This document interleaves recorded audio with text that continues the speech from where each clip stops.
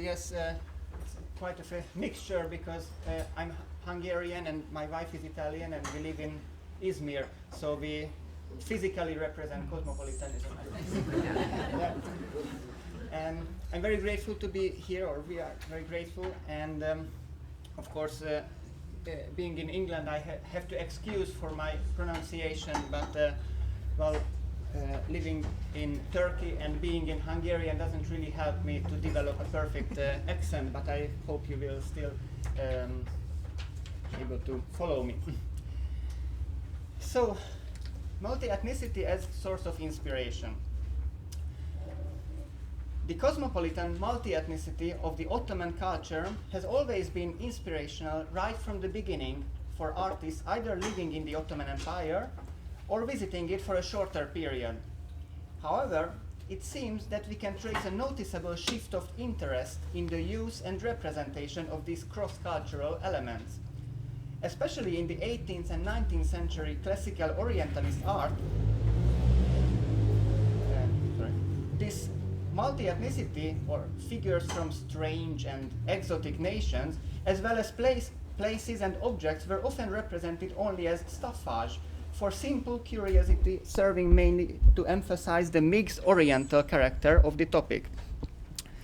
As some classical examples, we can quote Lyotard's self-portrait, famous image, who was so very much impressed by the Ottoman culture that he didn't only live in Istanbul for 4 years, adopting local dress, but even after his return, he continued his Oriental lifestyle, for which he got the surname Le Peintre Turc.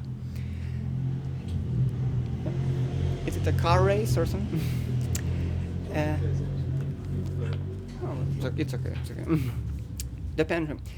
In the same years in Venice, Gian Antonio Guardi depicted a classical and typical Venetian capriccio where, in order to fulfill the desire of the commissioner Matthias von der Schulenburg, he converted the scene into an Oriental one simply by putting a Turkish figure instead of an Italianesque peasant.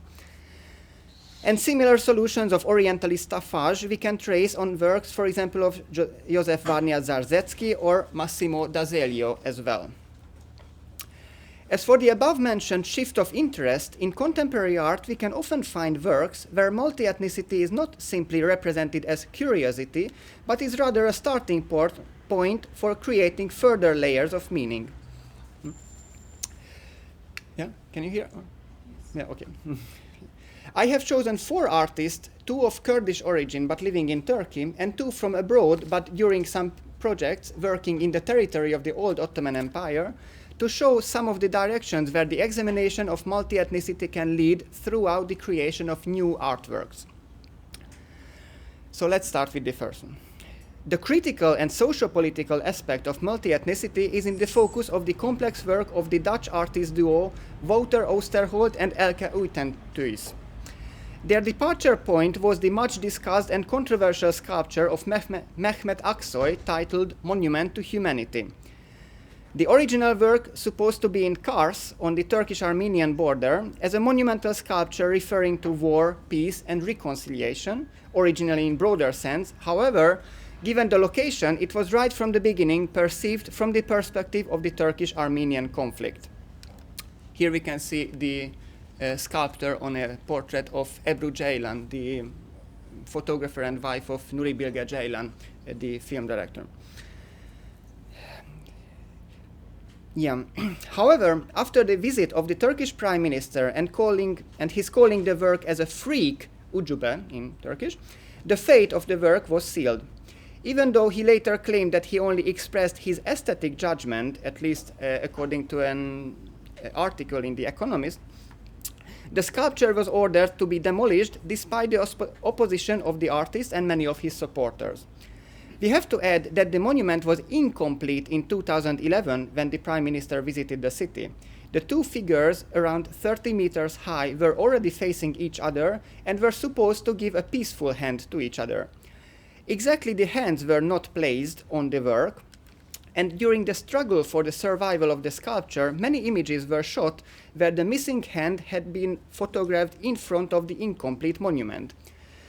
Knowing the later story, it is almost a kind of omen as the vertically displayed hand appears on these images, instead of its planned, almost horizontal way. This is a winter version, if you prefer. This missing hand got in focus of the participatory production project of the Dutch duo.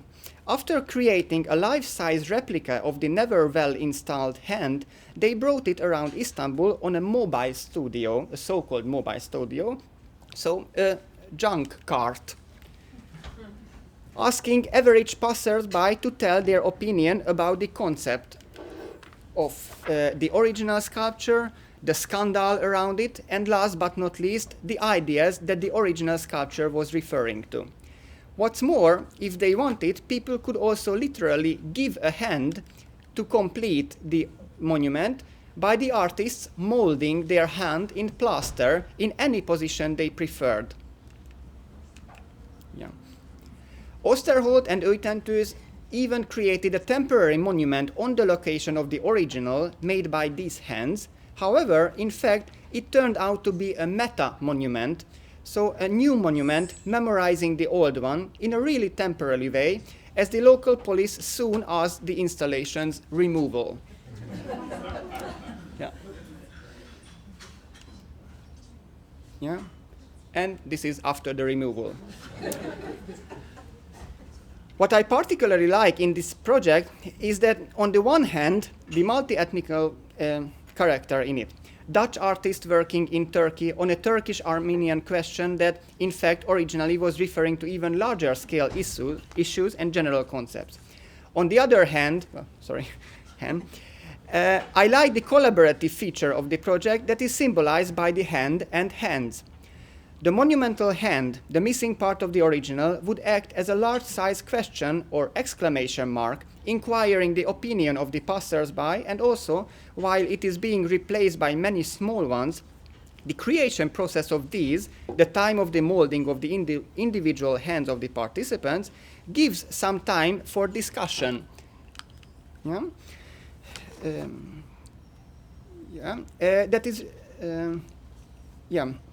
Give some time for discussion, for a collective discussion, or we can also say for a collection of discussions that is really crucial in any kind of monument to humanity, where the important human values should be emphasized, even if they are obvious or commonplace values like peace, reconciliation, democracy, respect of the plurality and of the minorities. What connects these values is exactly the dialogue, the ability of and for discussion, as well as the expression and acceptance of diverse opinions. Examples of these were collected in the registered opinions and published both on the website of the artist and in an accompanying booklet, and the hands in this way can efficiently serve in showing the plurality of ideas that is the beauty of dialogue.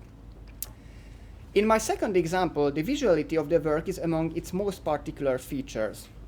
The Kurdish artist Halil Altundere's video work titled Wonderland examines the drastic changes of the urban environment in Istanbul that is a consequence of the hygienization and gentrification plan of the megapolis. In fact, this also means the concretization of areas where the ground, in a broader sense, so not only as a land, but also as a cultural ground, including its historical and cultural layers, only serves as a land for speculation and for the building of new and luxurious living edifices. The video is dealing with the fate of Sulukule district that was among the first areas to be sacrificed to this project. The neighborhood that is located in the historical center of Istanbul hosted for more than 600 years the Roma population of the city. After the law number 5366 on conservation by renovation and use by revitalization of the deteriorated historical and cultural immovable property, that's the name of the law, came to force in December 2005, the demolition started in 2007 to be followed by in other neighborhoods like Tarlabaşı and Balat. Besides Halil Altındere, other artists and socially engaged activists also examined the destiny of the area. In the same year as the demolition started in 2007, a Sulukule platform was established. Their manifold activity included discussions and public debates on the process of demolition, but apart from the theoretical investigation, they also put a strong emphasis on practical actions too. For example, vocational training for women, academic support, as well as music and dance classes for children. Through this complex project that was presented as a large-size installation with timelines on the last Istanbul Biennale, the founders of Sulukule platform examined general concepts of housing, living conditions, right of the city, as well as the relationship between the place and the ethnical and cultural identity. Coming back to Halil Altınder's video, the problem of departure is the same, but the way of opposition is different. First, it may seem less efficient than the real and concrete attempts of Sulukule platform, although the aesthetic efficiency is definitely just as strong thanks to the particular imagery and the use of sound and music in the work. The video is a curious amalgam of genres and styles, being shockingly expressive and fascinatingly ironic at the same time. As Dino Dincer Shirin formulated it in the catalogue of the Biennale, the work, I quote, features the artist using a new cinematic language that oscillates between a video clip and a video art, end of quote. And we can completely agree with him, since the style, speed, and editing technique definitely reminds us of a mass culture video clip, while the narrative character and the critical examination of pivotal issues make it a highbrow artwork. In the approximately 8-minute video, the inhabitants of the neighborhood are protesting against the demolition of their homes, while ironic and dreamlike, satirically critical, and magically funny situations are alternating. For example, the protagonists are shot by the police, nevertheless they continue their song and dance. Here. In fact, due to the clashes represented between the police and the protagonist, the work is often interpreted from the perspective of the Taksim events of summer 2013, but the work itself was produced much earlier, in February 2013. The strong visual and musical elements of hip-hop and Roma culture and subculture are finely intertwined in the work. Thus, what is multi-ethnic here is not only the evocation of the Roma inhabitants in the Turkish metropolis by a Kurdish artist, but also the use of the global or globalized sub and pop cultural forms like rap and hip-hop, often appearing in an extremely layered historical context. Broadening our geographical perspective, we can see on an extremely subtle series of photo works how multi-ethnicity can be a source of inspiration not only for the examination of socio-political issues, but also for the poetic analysis of personal memory and identity. The Serbian Siniša Vlajković has extensively traveled through the Middle East, including many cities and territories formerly belonging to the Ottoman Empire, before settling in Dubai. Partly, it is the meeting with this multi-ethnical and cross-cultural environment that helped the artist developing his individual style in photography. Speaking from the formal characteristics, his images are depicted with clean and fine colors, and the composition of the photos is also perfectly studied, often resulting in asymmetric but never unbalanced images. The photos from the 2003-2008 series titled Time Regained are landscapes and cityscapes that he took on his trips, but Siniša Vlajković's original intention of portraying the everyday life of the region during his journey soon turned out to be a self-portrait of an interior journey. As the photographer formulated it in an artist statement, I quote, "The pattern that was gradually emerging over the years was that of a personal journey into memory, an attempt to retrace my childhood lived in a multi-ethnic, multi-confessional, socialist yet pro-Western Yugoslavia of the 1970s, but in different time and geographical space. The unusual mix of urban and man-altered natural landscapes, references to contrasting religious iconography and worship rituals, portraits of political and patriarchal authority figures, vintage American cars, street scenes, and period interiors are a testament to the prevailing spirit of the times." Thus, the images that Siniša Vlajković created on the peaceful unity of the different cultures and religions documented a visual diary of a double voyage. a physical one forward in space, discovering new cities, and an inner one backward in time, rediscovering similar elements from his childhood memories of the multi-ethnic former Yugoslavia. Yeah. In this case, the multi-ethnicity of the Middle East is inspirational for a self-understanding through the creating process of art. Wherever Sinisav Lajkovic arrives, even the farthest place he visits, he always finds motifs that refer back to himself, his own past, and of its reconstruction. The incapacity, or perhaps better to say, the impossibility of escaping from having to face the duty of remembering will follow him wherever he goes.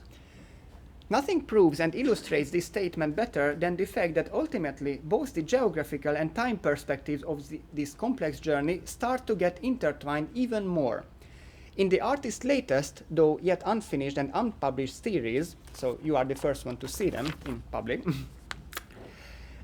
under the working title Balkan Jazz, he shot scenes after physically returning home to Serbia.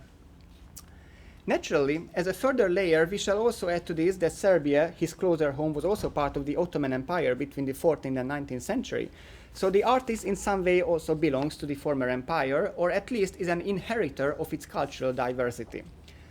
Here in Serbia again, he remained open to such scenes where the multi-ethnicity and cross-cultural references are the most obviously present.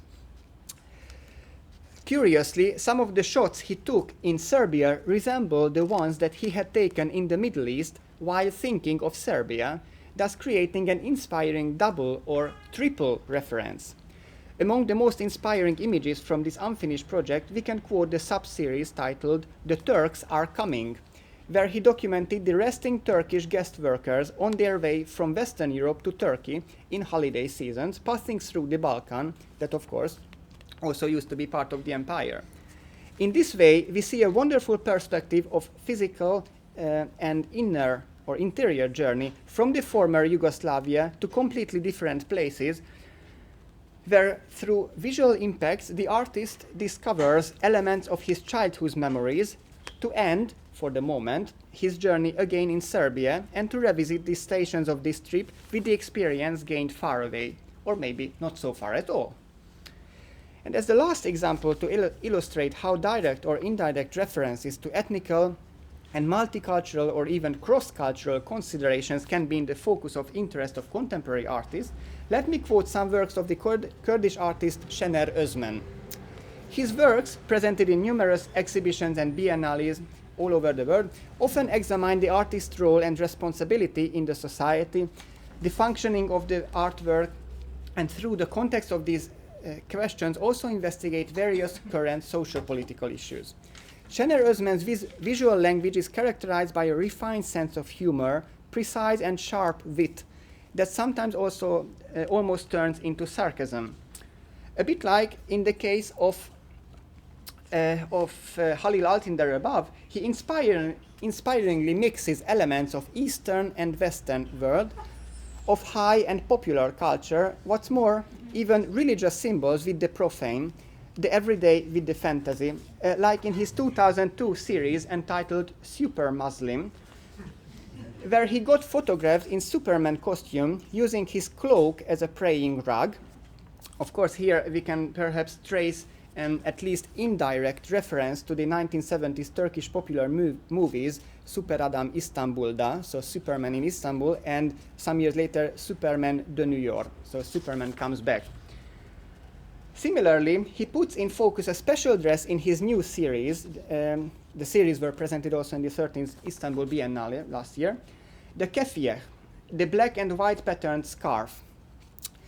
In some cases, he emerges with his head from or through the keffiyeh, or in other cases, he designed a complete suit out of it, where not only the jacket and trousers, but even the shirt, the tie, and the shoes are decorated with the same pattern.